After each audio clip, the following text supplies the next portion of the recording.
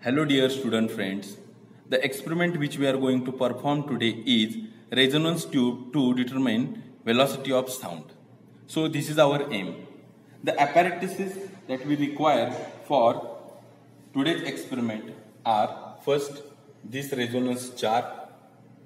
This is a resonance tube. This is a steel tube which has a markings or a measurement readings here. Now this is vernier caliper to determine the inner diameter of this tube. Most important part is this set of tuning forks. You can see the set of tuning fork is placed in ascending order. This tuning fork is on frequency 320 Hz, this 384 Hz, this 426 Hz, and this 512 Hz. So we place it in a ascending order. Now the last part of in our apparatus is this rubber part, which will be used to strike this tuning fork on this rubber piece. Okay, so this is all about the apparatuses. Now let us see how to perform the experiment. There are two parts. First part is to determine the inner diameter of resonance tube. Means to determine the inner diameter of this resonance tube. With the help of this micrometer screw gauge, with the help of this vernier caliper, we will determine the inner diameter of this resonance tube. We have already determined for your convenience this diameter, and it has come as 3 centimeter.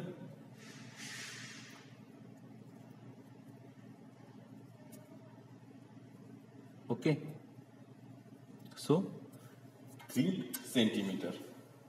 All right. Now, how to perform the experiment?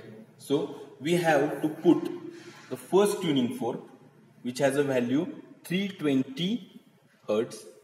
So we have to put this value 320 Hz in this section, and we have to perform successive X parts for determination of a resonating length. How to perform? Place this resonance tube in this resonance jar. Put up the tuning fork. Strike this tuning fork on this rubber piece very speedily, very forcefully, and place in this manner. Stop where you listen the sound of a maximum amplitude and measure the length of this air column from this to this. Now I observe the length of this air column comes out as 26 centimeter. So I write length 1 is 26 centimeter. Again I perform with the same tuning fork.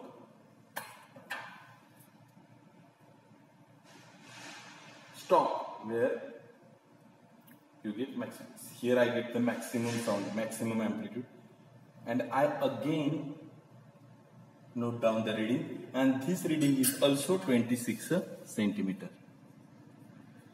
Now place this tuning fork aside and take next tuning fork, which has a frequency value 384 Hz. Okay. Again take this tuning fork, strike it on rubber piece, and here comes the maximum sound. Listen once again.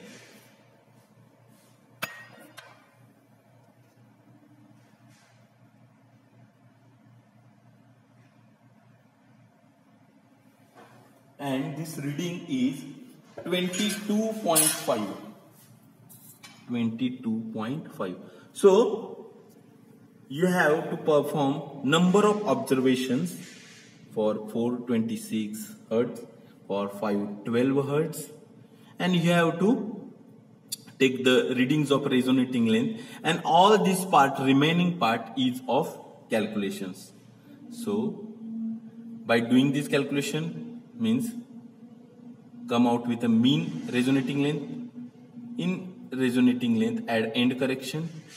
You have to calculate this column to plot the graph, and at the end you will come out with the answer with having this formula 4NL. Okay, now for a sample, see this length is 26.